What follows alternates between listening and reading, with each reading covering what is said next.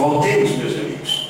Acabamos de ver, então, como se faz a tradução de frases que trazem em si as expressões condição suficiente, condição necessária, para transformá-las, para traduzi-las para o formato de uma estrutura condicional do sim, então.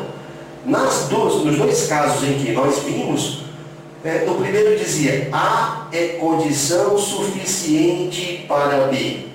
No segundo dizia B é condição necessária para A. Então, numa frase só aparecia uma condição, ou era condição suficiente ou era condição necessária. Mas, professor, e se uma frase no enunciado disser assim, que A é condição suficiente e necessária para B? Ora, então as duas condições estão aparecendo nessa frase de uma vez só, simultaneamente. Olha aí, ó. A é condição suficiente e necessária para B.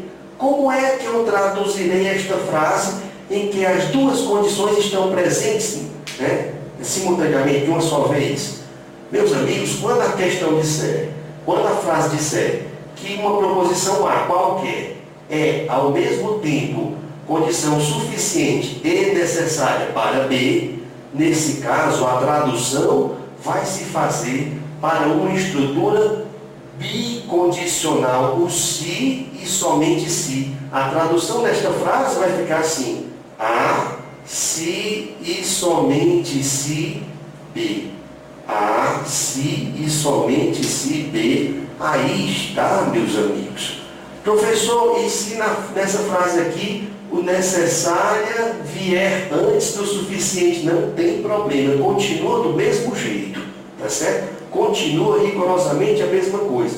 Basta você memorizar que se alguma premissa for ao mesmo tempo condição suficiente e necessária para outra premissa, a tradução desta frase se fará por meio da estrutura bicondicional, ou seja, por meio do se e somente se. Tudo bem? Então vamos lá. Já temos, portanto, elementos suficientes para acertar uma questão de estruturas lógicas que misture entre as frases do enunciado aquelas contendo apenas condição suficiente, contendo apenas condição necessária e contendo as duas ao mesmo tempo, a mesma frase, condição suficiente e necessária. Vamos aprender, vamos resolver então uma questão dessa, uma questãozinha de prova, tá certo? Que nos apresenta essa linguagem que acabamos de aprender. A questão é a segunda, ela diz: ANEEL Técnico 2006 Exaf. Sabe-se que Beto Bebê é condição necessária para Carmen cantar. Vamos parar por aí, tá certo?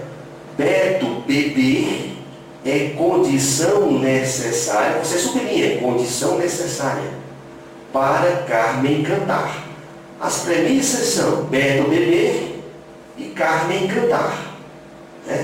E nós temos que traduzir esta primeira frase do enunciado. Qual é a palavra-chave? Quais são as palavras-chave envolvidas? Condição necessária. Ele falou apenas uma condição. Condição necessária. Se só está presente nesta frase uma condição, Beto Bebê é condição necessária para Carmen cantar, a tradução desta frase se faz por uma estrutura condicional, a estrutura do sim, então. Aí você lembra assim, se eu nasci em Fortaleza, então eu sou cearense. Basta que eu tenha nascido em Fortaleza, é condição suficiente que eu tenha nascido em Fortaleza para chegar ao resultado necessário de ser cearense. Então, o que ele chama de condição necessária vai ocupar a segunda parte do sim, então. Não é assim? Bote a setinha do se então. Bote a setinha do se então. Vai ficar antes do se... que vai ficar depois do se então é aquilo que é condição necessária. Você já aprendeu isso comigo. O que está antes do se então seria a condição suficiente. O que está depois do se então é o que é a condição necessária. Já aprendemos isso. Então vamos lá. Traduzindo a primeira frase. Beto beber é condição necessária para Carmen cantar. Beto beber fica bem aqui. Beto. Né? E Carmen cantar, vou botar só Carmen. Vou botar só Carmen. Então, se Carmen canta, então Beto bebe. Ficou assim a tradução. Beto beber é condição necessária para Carmen cantar. Pronto, fizemos a tradução da primeira frase. Agora, continuando. Beto beber é condição suficiente para Denise dançar. Sublinhe. Condição suficiente para Denise dançar. Só nesta frase, só há uma condição envolvida. Né? Olha a frase, ficou assim, ó. Beto beber é condição suficiente para Denise dançar. Se só existe uma condição envolvida na frase, a tradução vai se fazer pela estrutura do se então, estrutura condicional. Já aprendemos que o que vai ficar na primeira parte do se então é aquilo que é chamado condição suficiente. Ficaria na segunda parte aquilo que fosse chamado de condição necessária. Então, neste caso, Beto beber é condição suficiente. Beto está aqui, né, na primeira parte do se então. Condição suficiente para Denise dançar. Denise, vem para cá. Então, se Beto bebe, então Denise dança. Olha como ficou a tradução. Beto beber é condição suficiente para Denise dançar. Foi traduzido por nós da seguinte maneira. Se Beto bebe, então Denise dança. Vamos para frente. Terceira frase do enunciado diz assim. Sabe-se também que Denise dançar é condição necessária e suficiente para Ana chorar. Olha a terceira frase do enunciado. De novo, vamos lá. Denise dançar é condição necessária e suficiente para Ana chorar. Uma frase, meus amigos, em que as duas condições estão envolvidas ao mesmo tempo. A é condição necessária e suficiente para B. Eu disse agora há pouco, não interessa se nesta frase, em que estão presentes as duas condições, suficiente e necessária, vem o suficiente primeiro ou vem o necessário primeiro, tanto faz.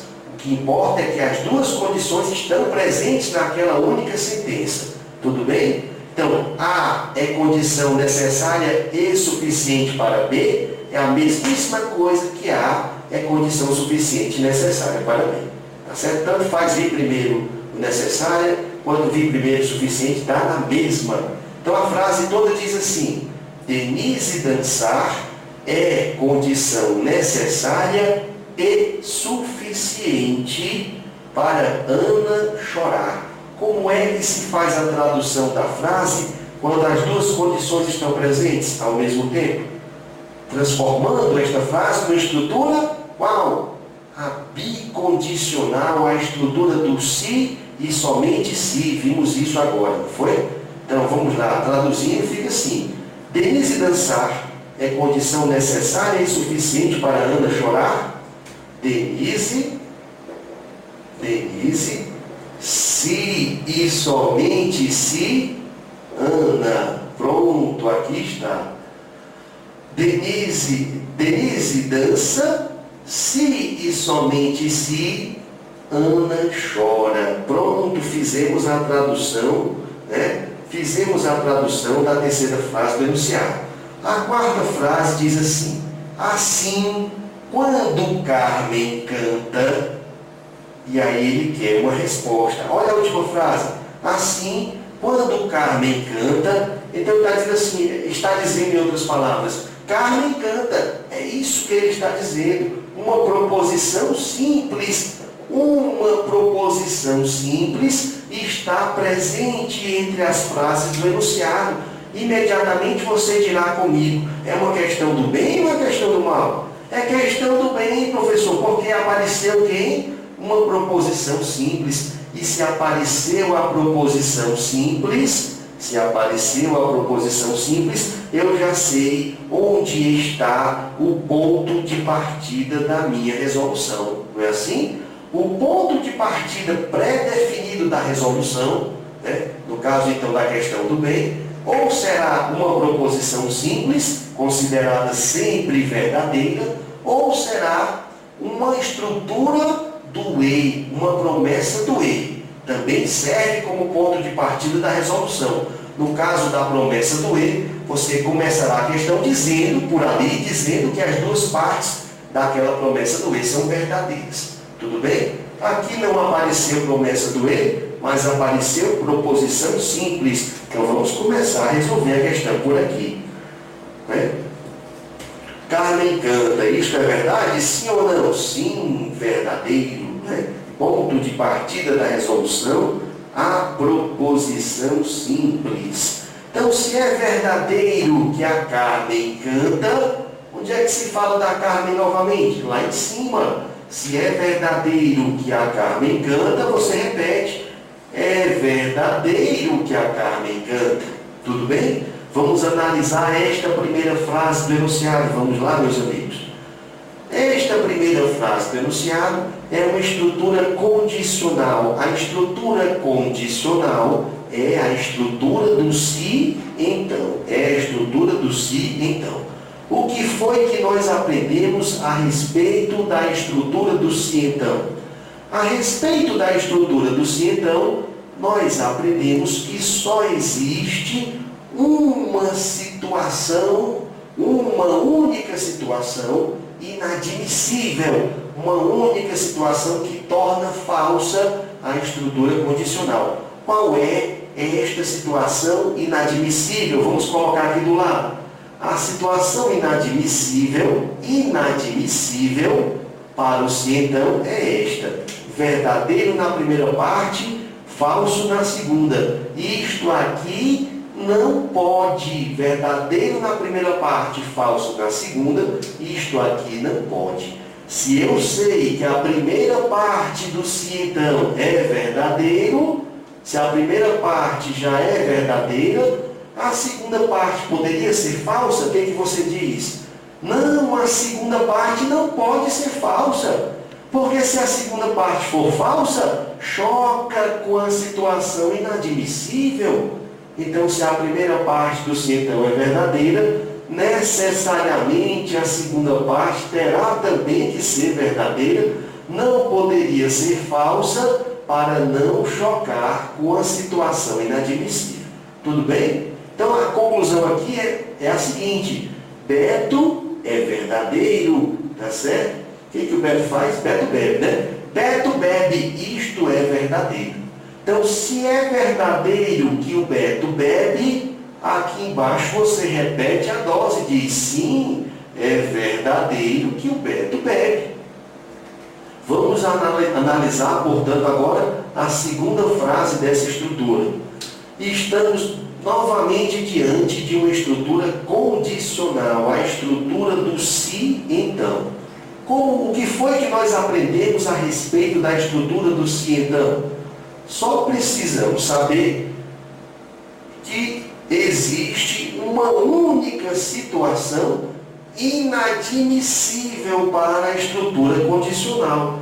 Que situação inadmissível é esta? Ainda está aqui, ó. Verdadeiro na primeira parte, falso na segunda. Isto aqui não pode ir para a estrutura condicional. Pois bem, se eu já sei que a primeira parte do se então é verdadeiro, se a primeira parte é verdadeiro, a segunda parte poderia ser falso? O que você diz? Não, professor, a segunda parte não pode ser falso, porque se fosse falso, chocaria com a situação inadmissível. Portanto, se a primeira parte do sim então é verdadeiro, a segunda parte não pode ser falso, tem que ser também verdadeiro. Então, Denise, isto é verdade. O que a Denise faz? Denise dança. Denise dança, isto é verdade. Então, se é verdadeiro que Denise dança, aqui embaixo você repete e diz, sim, é verdadeiro que Denise dança. Vamos analisar a terceira frase do enunciado. Estamos agora, neste momento, diante de uma seta de duas pontas, uma seta de dois lados. Como é o nome dessa estrutura, minha gente?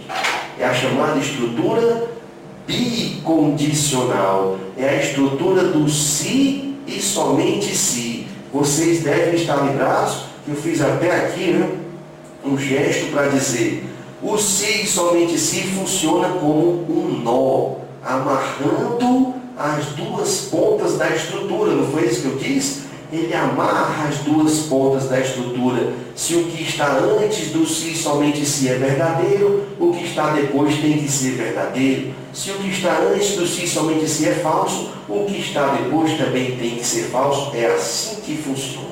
Tudo bem? É assim que funciona. Neste caso aqui, o que está antes do se e somente se é verdadeiro. Então, meus amigos, sem perder tempo, o que está depois do se e somente se também tem que ser verdadeiro.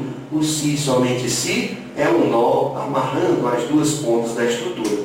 E com isto, nós terminamos de colocar, né, todos os V's e todos os F's. Aliás, não teve F nenhum, foi tudo verdadeiro, né? Assim, acabamos de colocar os valores lógicos em todas as premissas deste enunciado. O que se faz agora? Né? Agora você vai analisar as opções de resposta. Tá certo? Eu vou começar de trás para frente. Começamos pela letra E. Né? O letra E, como se diz aqui no Ceará, né? A letra E diz assim: Beto bebe e Ana chora. Olha o conectivo. Mais uma vez a historinha do conectivo. O conectivo não está presente somente no enunciado, está presente também nas alternativas de resposta. Fique atento ao conectivo das alternativas de resposta, tá ok? Então, a letra E diz assim: Beto bebe e Ana chora. Conectivo E está presente. Então, esta alternativa E só será verdadeira. Esta alternativa só será verdadeira se as duas partes que a compõem forem verdadeiras. Beto bebe, isso é verdade? Sim, Beto bebe, isso é verdade, aqui está. E Ana chora. Ana chora, isso é verdade? Sim, aqui está, é verdade que Ana chora. Beto bebe e Ana chora, letra E, resposta da questão. Daqui a pouquinho a gente volta, até já.